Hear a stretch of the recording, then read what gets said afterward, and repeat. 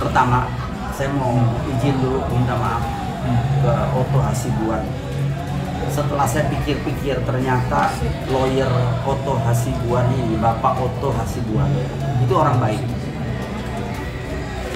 Meskipun saya suka ngomong-ngomong yang kurang baik terhadap beliau, tapi beliau nanggapinya luar biasa. Senior banget. Saya mohon maaf dalam hal ini, Pak Otto, maafin saya. Cuma karena Pak Edi kan sebagai orang awam, saya maklum. Ya, saya sebagai profesional, ya itu lebih maklum lah dari dia. Saya jadi malu seorang Pak Otto bisa memaafkan saya hal-hal yang saya ngomongnya tidak pantas. Dan hari ini mungkin terakhir saya keluar, kalau bisa terakhir lah, jangan ditambahin lagi nih ya. Saya mau minta maaf sama Pak Otto. Izinkan maaf saya supaya Pak Otto bisa memaafkan saya. Saya nggak pernah ada dendam sama siapa. Ya, apalagi Pak Salihin, saya nggak. Jadi Pak Salihin nggak usah minta maaf. Saya nggak pernah merasa sakit hati. Ya, saya sudah di pledoi saya sudah sampaikan itu.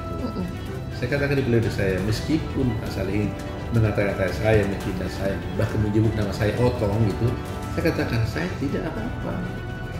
Saya sudah sampaikan di pledoi 7 tahun yang lalu. Iya.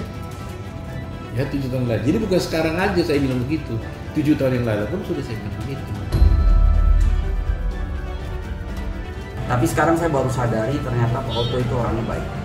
Ya, bela klien baik, mati-matian. Ya. Tapi tolonglah Pak Otto, pass this problem supaya jangan menjadi masalah lebih besar lagi. Kalau Pak Salihin, saya bilang, saya katakan Pak Salihin, saya nggak pernah dendam sama Anda. Oke, tetap itu ya Pak. Saya tidak pernah marah. Harapan saya, kalau boleh, kita duduk bersama. Kita runding bersama. Mau nggak mendengarkan keterangan saya? Bahwa ada bukti-bukti yang saya peroleh. Bahwa ternyata itu bukan mati nyamuk yang itu bukan karena saya. Coba dengar dulu, buka pintu hatimu, buka pikiranmu. Kalau ini kamu bisa dengar dan kamu bisa terima, kan urusannya selesai. Nggak perlu ada proses hukum. Ya kan, tidak perlu. Jangan Pak Edi menutup pintu. Ada kemungkinan lain daripada itu. Semuanya manusia ini sih bisa hilaf. Saya aja bisa hilaf tadi, tapi minta maaf juga. Polisi juga bisa hilaf, hakim bisa hilaf. Tapi kita tetap cari kebenaran. Jadi kalau boleh pesan saya Pak Salihin, udah duduk sama-sama aja. Kita pecahkan kasus ini bersama-sama. Ya saya serba salah ke sono. Pak Otto saya hormati sebagai lawyer. Di sini Pak Krisna Mukti sebagai Kepolisian Republik Indonesia yang menangani kasus ini. Jadi saya serba salah mau jelasin sama Pak Otto. Kalau bisa saya cegah, saya cegah. Pak Krisna itu sudah naik pitam. Karena sebetulnya sudah P21, sebenarnya kepolisian udah nggak ikut campur Pak Otto. Ya, P21 selesai, nah baru kejaksaan sama Pak Hakim. Kalau Pak Edi juga tetap ngotot mengatakan Jessica bersalah tanpa membuka pintu di hati dan tidak mau melihat fakta sebenarnya, Pak Edi juga bisa hatinya jadi susah. Nggak tentram kita kalau gitu kan. Kalau saya firm, saya yakin betul tidak bersalah Jessica-nya, makanya saya tenang gitu. Perlu lagi ya kan, keluar uang bulanan diberhentiin, ya nggak apa-apa. Nah itu juga karena atas dasar aku katanya ini gara-gara lu ya Jordan ya, semua bulanan diputus. Aku udah klarifikasi di situ dengan jelas. Aku sudah kasih tahu ke KPB semuanya. Tapi apa yang mau diklarifikasi apa lagi gitu loh. Mami karena Mami naruh perasaan sama aku nggak bisa dibohongin. Cinta itu nggak bisa dibuat-buat, nggak bisa disetting, gitu loh. Ya jadi ya mau gimana lagi? Apa yang mesti disalahin dengan cinta gitu loh? Karena cinta kami ya tulus apa adanya, nggak disetting apa-apa. Ya udah benar kami. Apa yang mesti harus disalahin? Justru aku di situ udah klarifikasi loh di masalah itu. Kenapa kakak sekarang keluar? Waktu saya nelpon itu, aku nelpon kakak. Waktu saya minta pendapat, itu sebelum viral ya, kejadiannya itu sebelum viral. Video kita berdua itu sebelum viral. Aku nanya, Kak, ini gimana? Mami perasaannya beda sama gua. Aku bilang gitu. Si Kak Pebi ketawa-ketawa aja. Gimana Kak solusinya, lu jangan ketawa-tawa aja. Aku bilang gitu kan, aku tegasin di depan dia. Nah, setelah kita viral, malah dipermasalahin. Dipermasalahinnya di mana? Aku single, Mami single. Aku nggak mengganggu kesibukan Mami juga. Mami ada rasa sama aku hargain ya kayak gitu. Bro, lu maksudnya apaan ya? Ini kok kayak keterlaluan deh. Iya Kak, sorry Kak, katanya. Sorry apaan? Iya Kak, sorry Kak, soalnya ini rame banget, kata dia gitu. Maksudnya rame apa? Tapi kayak kalau konten ini kebangetan, soalnya lu membentuk apa ya? Membentuk opini yang apa sih? Membentuk sesuatu yang nggak bagus lah gitu. Udah tuh, mulai keluarga rame di grup, ting. Kan namanya gimana ya? Mereka kan orang awam ya, nggak ngerti kayak gini-gini ya. Jadi mereka sebagai aku anak yang tua, keluarga nanya, ngirim linknya gitu. Ini apa? Lah, udah rame tuh. Nggak pantas orang tua kayak gitu. Janganlah nenek-nenek dimanfaatin gitu loh. Kan nggak pantas. Yang pantas-pantas aja lah. Orang boleh viral, boleh pengen berkarya, nggak ada yang larang. Tapi dengan cara-cara yang elegan. Lo kan tahu kasusnya adik gue kan belum selesai. Jangan ditambahin lagi dengan masalah-masalah yang kayak gini. Kan image-nya kan jadi jelek keluarga. Kena dampak loh.